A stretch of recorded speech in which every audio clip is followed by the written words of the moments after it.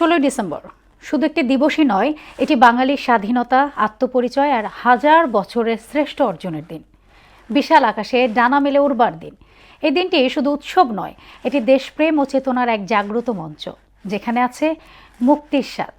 দ্বিধাদ্বন্দ্বহীন দেশ গঠনে বিজয়ের চেতনা ধারণা করে আগামীর বাংলাদেশ গড়তে চায় তারুণ্য। তারিকুল ইসলাম খোকনের ক্যামেরায় মুদাসসির আলীর প্রতিবেদন, বিজয় দিবস, দেশপ্রেম ও জাগ্রত চেতনার মঞ্চ। দাম দিয়ে কিনেছি বাংলা, কারোর দানে পাওয়া নয়। 1971 সালের এই দিনে তৎকালীন রেসকোর্স ময়দানে আত্মসমর্পণের দলিলে স্বাক্ষর করেছিল পাকিস্তানি বাহিনী। সেই মুহূর্তটি বাঙালির আবেগ, বাঁধভাঙা উল্লাস। বাংলার মাটি সেদিন বাংলার হয়েছিল।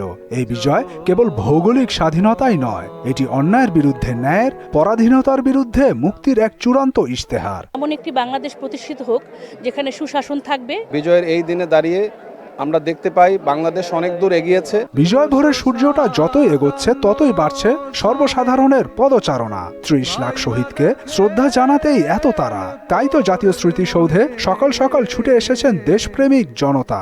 আমার খুব ভালো লাগতেছে। ছেলে মেয়ে সাথে নিয়ে আসছে যাতে তারা এই গৌরব উজ্জ্বল একটি দিন সম্পর্কে তাদের ধারণা আসে। সবাইকে বিজয়ের শুভেচ্ছা। সকল শহীদদেরকে জানাচ্ছি অনেক ভালোবাসা।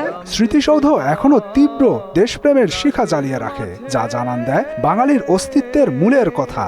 সেই চেতনাকেই ধারণ করে এই প্রজন্ম 24-এ ছিনিয়ে এনেছিল আরেকটি বিজয়, যে বিজয় ছিল পাহাড় সমান অন্যায়ের বিরুদ্ধে। আগামীতে আমাদের চাওয়াটা আমরা স্বাধীনভাবে যেন চলতে পারি। বিজয় দিবস উপলক্ষে আমার চাওয়া থাকবে আগামী সরকার যেন ভালো হয়। আমরা হারব না। এখন সময় তারুণ্যের। আজকের তরুণ প্রজন্ম এই বিজয়ের চেতনাকে ধারণ করে এক নতুন বাংলাদেশের স্বপ্ন দেখছে। তাদের চোখে ভবিষ্যতের ঝলক, যেখানে থাকবে না কোনো বিভেদ, থাকবে শুধু সমৃদ্ধি আর সাম্য।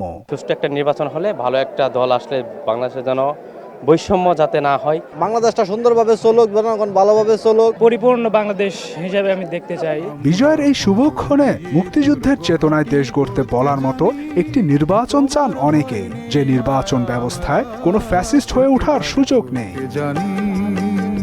বিজয়ের এই দিনটি শুধু ক্যালেন্ডারের একটি তারিখ নয়, এটি বাঙালি জাতির সত্তা, শেকড় ও আত্মপরিচয়ের একটি দিন। আজ থেকে 54 বছর আগে সশস্ত্র লড়াইয়ের মাধ্যমে জন্ম নেয় স্বাধীন সার্বভৌম বাংলাদেশ। সময়ের স্রোতে আত্মপরিচয়ের ইতিহাস ও চেতনা যেন শুধু বইয়ের পাতাতেই সীমাবদ্ধ না থাকে, সে প্রত্যাশা সবার। জাতীয় স্মৃতিসৌধ থেকে মুদাসসির আলী, মোহনা সংবাদ, সাভার, ঢাকা।